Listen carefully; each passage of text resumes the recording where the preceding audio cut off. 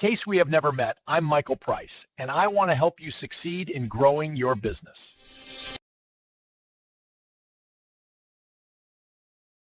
Welcome, I'm Michael Price, your host. And I'm Nancy, your co-host. You know, how every fast food chain seems to have a secret menu these days. Oh yeah, that come up.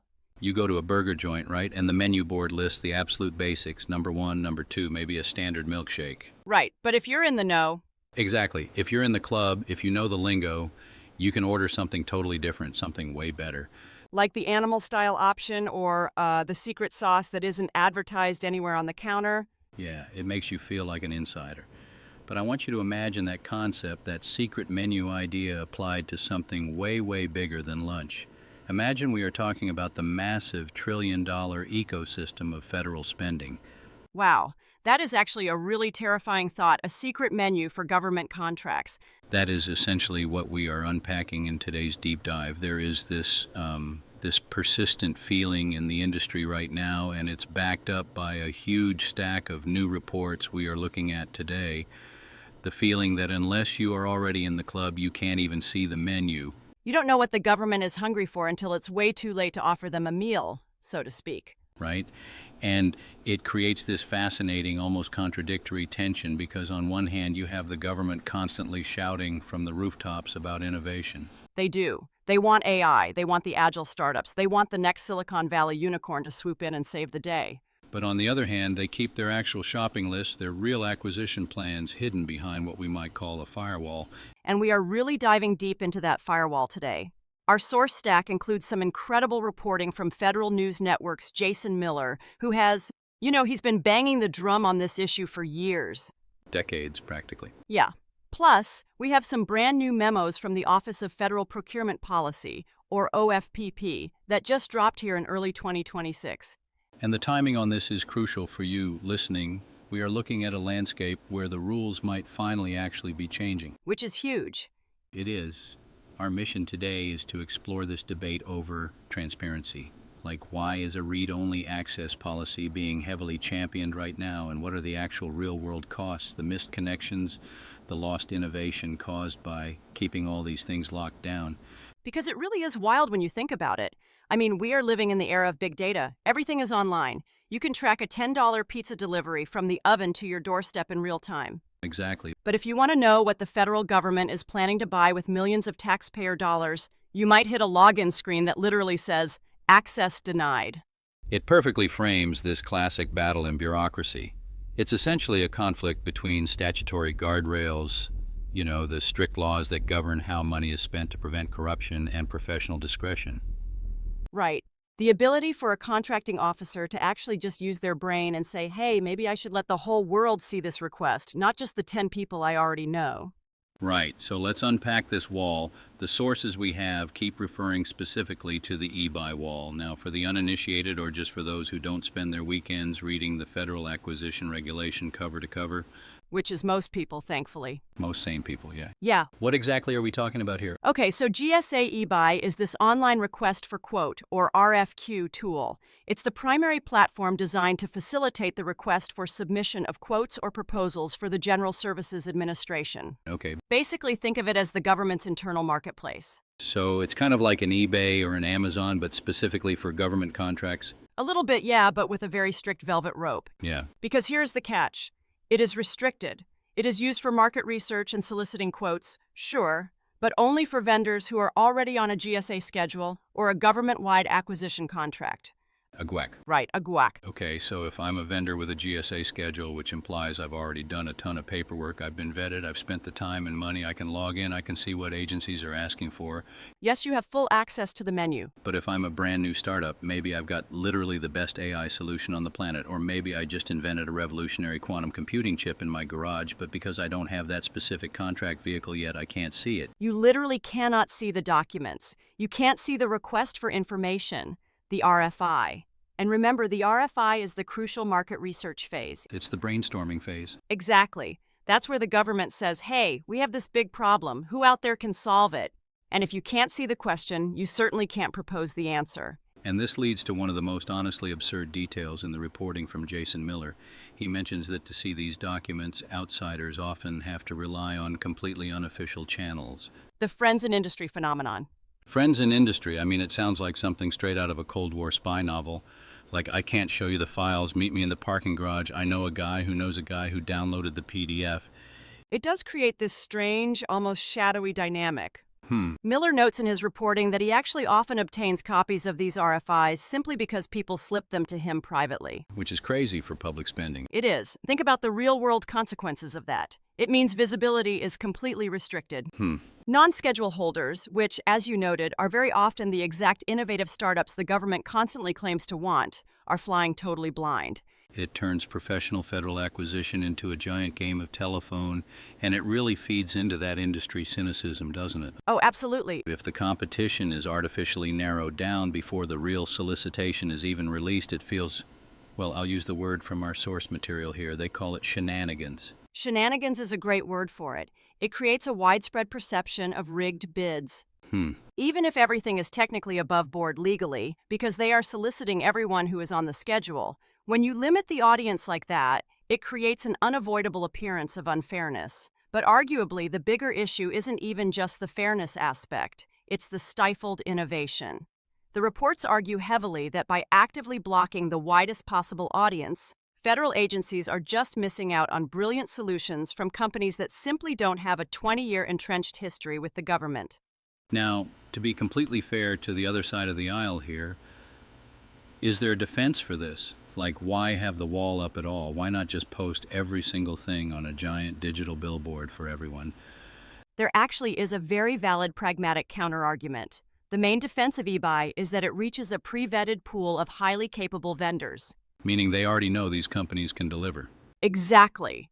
If you are an overworked contracting officer and you know there are already 50 highly qualified companies sitting right there on the GSA schedule, maybe you think, why on earth do I need to blast this out in the entire internet and get 10,000 completely irrelevant responses that I legally have to sift through? Right.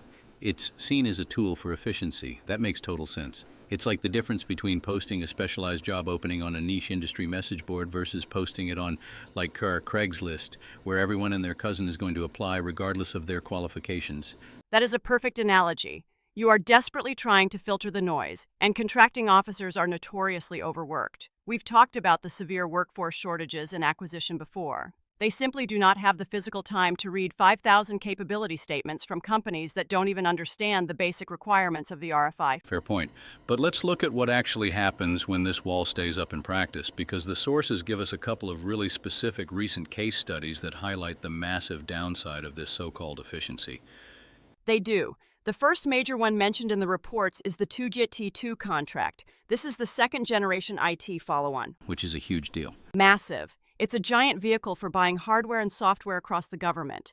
And GSA restricted the RFI for this exclusively to current contractors only. Wait, so if you weren't already selling them the first generation of IT hardware, you couldn't even weigh in on what the second generation should look like? Precisely. You are effectively locking in the incumbents by default. You are asking the exact people who built the legacy system how to modernize it. You aren't getting any of that disruptive outside perspective. That is wild, but the even more striking example to me, and this one really jumped off the page because of the subject matter, is the NXT BPA. Yes, the next generation IT services. Right, from GSI's Technology Transformation Services, or TTS. And keep in mind, TTS is strictly supposed to be the cool, cutting-edge, innovative arm of GSA. They are literally the ones tasked with bringing modern tech practices into the federal space. That is their entire mandate. Now, listener, pay close attention to the timeline the sources give us here. The response deadline for this RFI was recently February 17th. So if you're listening to this deep dive right now and thinking, wow, my tech company should apply for that, you might have already entirely missed the boat if you weren't on the inside track. Ouch. And we have to ask, what exactly did they miss? Because looking at the scope in the documents, this definitely wasn't just a basic request for standard office supplies or printer paper.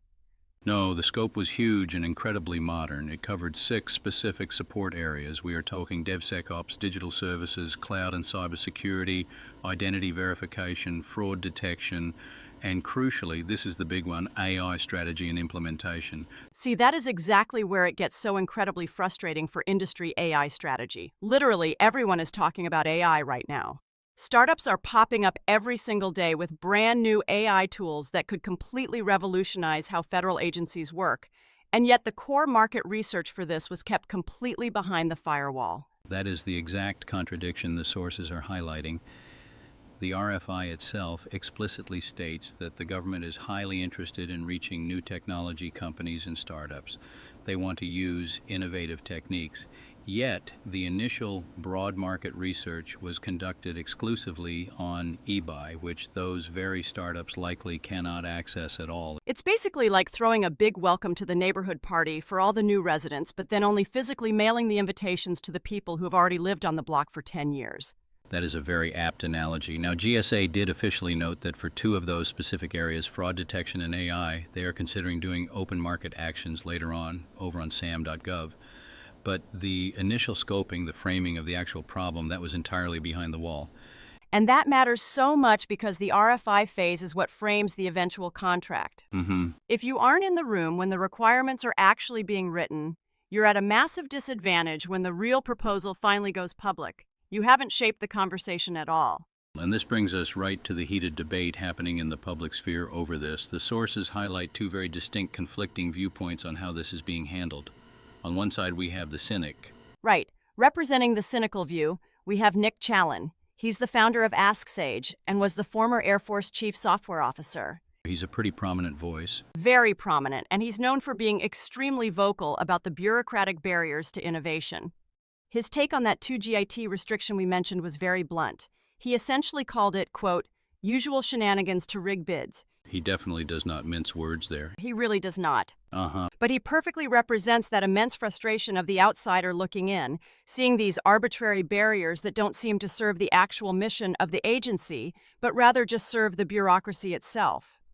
But then you have the other side. You have the pragmatist view represented in the reports by Trevor Wagner from the Commerce Department. Exactly. And what is his take? Is he just flat out defending the wall? Not defending it blindly, but Wagner argues that while sam.gov is indeed the absolute best place for casting a really wide net, eBuy is still a completely valid, useful tool. His main point is, if an agency already knows for a fact there are enough highly capable vendors on the schedule to ensure competition, they aren't legally required to post it everywhere. An RFI is discretionary. It's just one tool in a very large toolbox. So it all comes down to that delicate balance again, efficiency on one side versus transparency on the other. But here is where the story shifts gears entirely, because according to our sources, early 2026 feels remarkably different. There is this distinct wind of change blowing through the acquisition corridors right now. Why now? Why is this suddenly coming to a head? Several major factors are converging all at once. First, there is a massive cultural shift underway. The reporting from Jason Miller strongly suggests that the old guard of acquisition leaders is finally leaving the government. You mean the people who used to just say no by default to any new idea? Exactly. The entrenched leaders who would constantly hide behind lawyers or cite vague legal concerns as a convenient excuse to block transparency. They always viewed public transparency as a risk of a vendor protest, a risk of too much extra work. Many of those folks have recently retired or moved onto the private sector. This significantly reduces those systemic culture blockers. So the actual personnel making the decisions is changing, but what about the rules themselves? Don't those take forever to change? This is a really key distinction the sources make. They argue that opening eBuy does not require a slow, painful change to federal regulation. Yeah, it doesn't need a brand new law passed by Congress. It can be done almost immediately through basic policy. Policy over regulation, that definitely sounds a lot faster. Much faster. It's basically just a toggle switch on the website settings. And this is where we really have to talk about leadership, because we have a new administrator at the Office of Federal Procurement Policy, Kevin Rhodes. Kevin Rhodes, he really seems to be the main protagonist in this half of the story. What is his specific philosophy on all this? Rhodes is pushing incredibly hard right now to restore that balance we talked about earlier. He talks constantly about statutory guardrails versus professional discretion. Unpack that distinction for us really quickly. Sure. Statutory guardrails are the hard laws you absolutely must follow. You can't break them. Professional discretion is the actual choice you have within the boundaries of those laws. Rhodes feels the pendulum in government swung way too far toward rigid, mindless box checking. His stated priorities are speeding up acquisition, reducing overall costs, and drastically increasing competition. And how does that tie into the firewall? Well, he has explicitly stated in his new memos that he wants practitioners to engage openly with industry. So, if you are Kevin Rhodes, simply opening eBuy to read-only status for everyone seems like an absolute slam dunk, right? It clearly signals, hey, we are open for business. We want your ideas. It is entirely framed in the sources as an easy win for him and GSA leadership. It signals a deep seriousness about transparency without actually breaking a single law. It allows that brand new AI startup we talked about to actually see the request. Even if they can't bid. Right, they still might not be able to bid directly without a schedule, but they could partner with someone who's on the schedule. They could send a white paper to the contracting officer. Most importantly, they could influence the final requirements before it's too late. But wait, I have to ask, haven't they tried this exact thing before? Because I'm looking at a note here in the source stack about a past pilot program. Yes, they did. The Open eBuy pilot back in 2019. And let me guess, knowing how these things usually go, it didn't go well. It failed completely. Why did it fail? What happened? The main issue was a total lack of participation. The crucial detail here is that the 2019 pilot was strictly voluntary. Agencies were politely asked if they wanted to post their RFIs publicly. And given the choice between doing extra work to post this publicly, We're just doing what we always do. They almost all chose the path of least resistance. inertia is an incredibly powerful force in the federal government. It is arguably the most powerful force. Mm-hmm. But the expert analysis in our sources suggest this time might be entirely different because of the nature of the pressure. How so? In 2019, it was just a nice idea floating around. Mm-hmm. In 2026, you have serious top-down pressure from Rhodes and the GSA leadership, combined with that mass exodus of the old guard we just discussed. It's rapidly becoming a firm directive, not just a polite suggestion. Right. It's the massive difference between someone asking you nicely to do something and your boss directly telling you, this is the new direction for the entire department. Exactly. When the OFPP administrator says, we are doing this, inertia finally tends to break. Now, speaking of the actual people doing the ground-level work, the contracting officers themselves, there's another really interesting update in our source stack that fits perfectly into this puzzle. It's about their professional certification. Yes, the FACC, which is the Federal Acquisition Certification and Contracting. OFPP has just made a very significant change to the continuous learning points, or CLPs, that are required to keep that certification. They lowered the requirement, right, from 100 points down to 80 every 2 years. They did. Now, the cynic out there might hear that and immediately say, oh, great, we're just making it easier to be a contracting officer. Less training required. That sounds like a recipe for disaster when we're talking about billions of dollars. Is that actually what's happening? The sources say absolutely not. Yeah. The reasoning behind this drop is entirely about quality over quantity. The feedback OFPP received from the field was that people were just mindlessly box checking to get to that 100-hour mark. So they were just taking whatever was available. Exactly. They were taking completely irrelevant courses or just having a webinar playing in the background on mute about how to organize your desk just to hit the magical numbers. So it was just cutting the busy work. Exactly. By lowering the requirement to 80, the core idea is to force a focus on relevant, high-quality training rather than just arbitrarily racking up meaningless points. And how does that specifically connect back to the transparency debate in eBuy? It connects directly back to Kevin Rhodes' overarching memo about removing regulations that added cost and time without providing any actual value. If you free up the acquisition workforce from mindless box checking, the prevailing theory is they suddenly have more mental bandwidth to focus on actual outcomes. Outcomes like doing much better, more thorough market research. Exactly. If you aren't frantically scrambling at the end of the month to find a random webinar to hit your CLP quota, maybe you actually have the time and energy to engage with industry. Maybe you take the extra 10 minutes to post that RFI to sam.gov so everyone can see it instead of just quietly burying it in eBuy.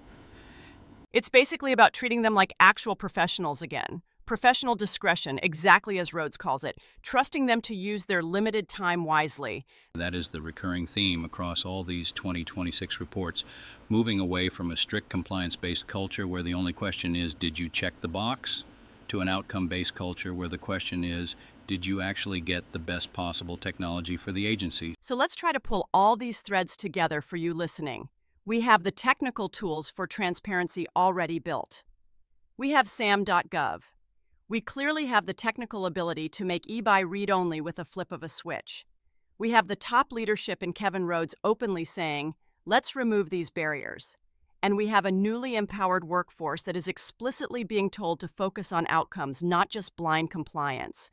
The pieces are all finally on the board. The only thing remaining is the actual execution, the deep cultural willingness within the agencies to actually tear down the wall. Because for you, the listener, whether you are a vendor actively trying to sell a new product, a taxpayer who just wants the government to be somewhat efficient with your money, or just someone interested in how the proverbial sausage gets made, this stuff genuinely matters. It matters immensely because market research isn't just some boring bureaucratic step. It is where the actual requirements for the future are shaped. If you can't even see the RFI, you can't raise your hand and tell the government, hey, wait, there's a vastly better, cheaper, faster way to do this now. Right. You literally can't shape the solution if you don't even know the problem exists yet. Precisely. If the government only ever hears from the exact same 5 legacy companies, they're inevitably going to get the exact same 5 legacy solutions. Transparency here isn't just about abstract fairness. It's about efficacy. It's about getting the absolute best value for the taxpayer dollar. So here's my final question for you, and really for everyone listening to mull over.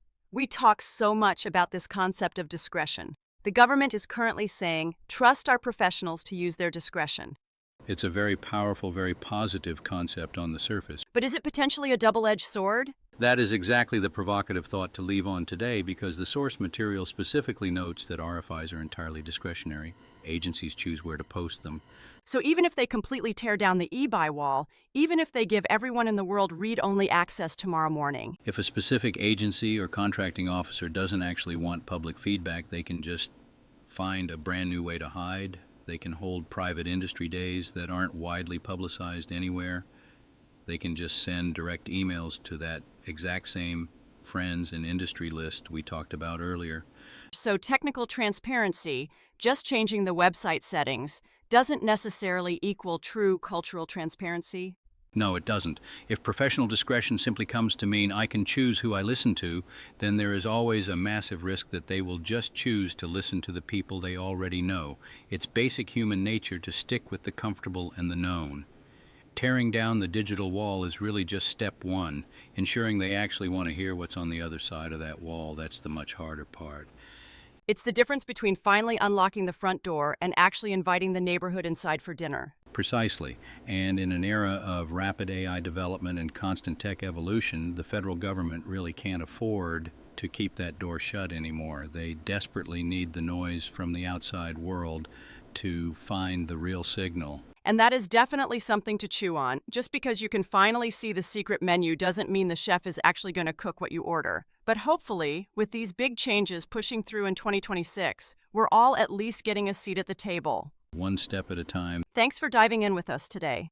This has been a truly fascinating look at the hidden plumbing of government spending. Always a pleasure to look behind the curtain. Catch you all on the next deep dive. If you found this video helpful, please consider donating to helpallvets.org. Thank you.